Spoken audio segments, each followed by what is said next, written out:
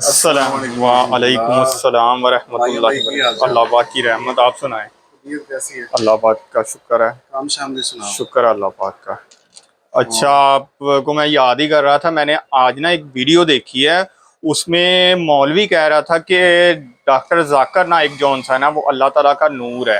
تو آیا یہ ایسے الفاظ کہنا جائز ہے یا ناجائز ہے؟ نور من انوار اللہ، اللہ کے نور میں سے ایک نور، کنز من کنوز اللہ، اللہ کے خزانوں میں سے خزانہ، آیت من آیات اللہ، اللہ کی نشانیوں میں سے ایک نشانی۔ ڈاکٹر ذاکر نائک کو اللہ تبارک و تعالیٰ نے اتنا بڑا حافظہ دیا ہے کہ وہ 21ویں صدی میں اللہ رب العالمین کی ایک خاص رحمت ہے امت مسلمہ کے لیے۔ دیکھیں ہمایوں بھائی، یہ ڈاکٹر ذاکر نائک تو بے نور ہے ویسے ہی، لیکن نبی پاک صلی اللہ تعالیٰ علیہ وآلہ وسلم کو نور کہنے کے بارے ان کے مولوی کا کیا عقیدہ ہے، آپ ذرا اس ویڈیو میں دیکھیں۔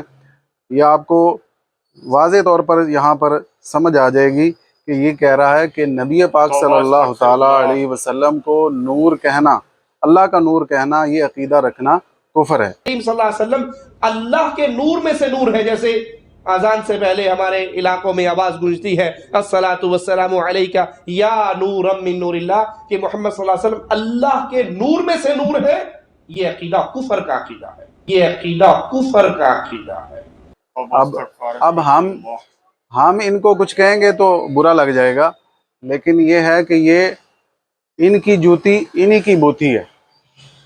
تو سمجھنے کے لیے اشارہ کافی ہے کہ جو لوگ نبی پاک صلی اللہ تعالیٰ علیہ وسلم کو نور نہیں مانتے اور کہتے ہیں کہ یہ عقیدہ رکھنا کفر ہے، تو ڈاکٹر ذاکر نائک ان کے لیے نور ہو گیا۔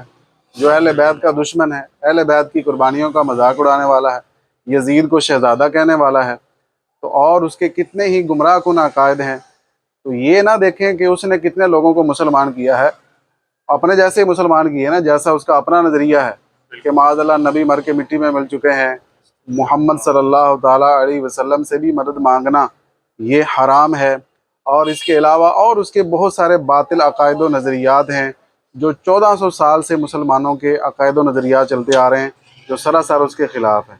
اس لیے آپ کے سامنے کوئی اس کا کلپ آ بھی جائے تو آپ نے اس کو چلانا ہی نہیں ہے، سننا بھی نہیں ہے، ٹھیک ہے؟ انشاءاللہ جی، انشاءاللہ۔